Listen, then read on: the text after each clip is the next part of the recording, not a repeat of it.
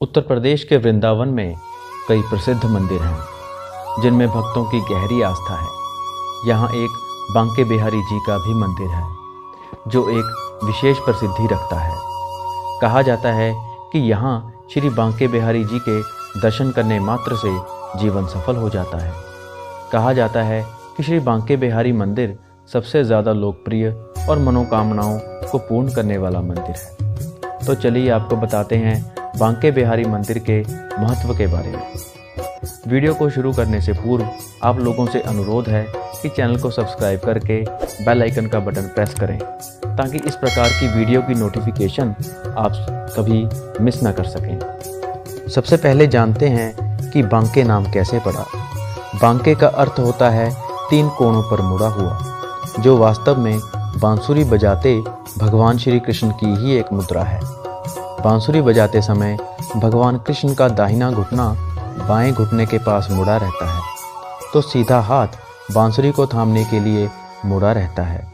इसी तरह उनका सिर भी इसी दौरान एक तरफ हल्का सा झुका रहता है। सन 1860 में इस मंदिर का निर्माण हुआ था तथा यह राजस्थानी वास्तुकला का एक नमूना है। इस मंदिर का पुनर्निर्माण स्वामी हरिदास जी के अनुयायियों द्वारा सन 1921 में करवाया गया था। इस मंदिर में बांके बिहारी जी की काले रंग की एक प्रतिमा है। मान्यता है कि इस प्रतिमा में साक्षात श्री कृष्ण और राधा समाये हुए हैं, इसलिए इनके दर्शन मात्र से राधा कृष्ण के दर्शन का फल मिल जाता है। प्रत्येक वर्ष मार्गशीर्ष मास की पंचमी तिथि को बांके बिहारी मंदिर में बांके बिहारी प्रकटोत्सव मनाया जाता है। वैशाख मास की तृतीया, जिसे अक्षय तृतीया भी कहते हैं, उस दिन पूरे एक वर्ष में केवल इसी दिन बांके बिहारी जी के चरणों के दर्शन होते हैं। उनके चरणों के दर्शन करने से व्यक्ति की सभी मनोकामनाएं पूर्ण होती हैं। श्री हरिदास भगवान श्री कृष्ण के अनन्य भक्त थे, जो वृंदावन में स्थित श्री कृष्ण की राजस्थली निधि वन में बैठकर भगवान को अपने संगीत से रिझाया करते थे। इनकी भक्ति और गायन से रिझकर भगवान श्री कृष्ण इनके सामने आ जाते।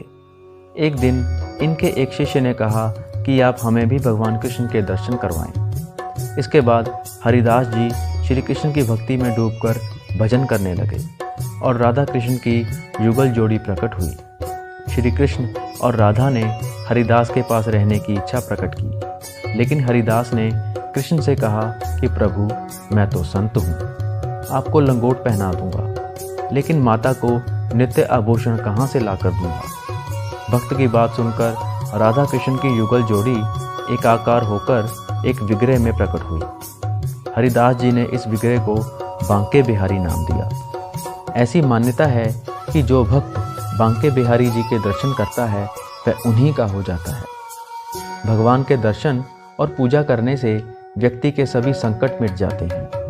बांके बिहारी की पूजा में उनका श्रृंगार विधिवत किया जाता है। उन्हें भोग में माखन, मिश्री, केसर, चंदन और गुलाब जल चढ़ाया जाता है। तो मित्रों, आपको हमारा यह प्रयास कैसा लगा कमेंट में अवश्य बताएं। मिलते हैं एक अगली ऐसी ही धार्मिक वीडियो के साथ। तब तक के लिए जय श्री कृष्ण। बोलिए बांके बिहारी लाल की जय।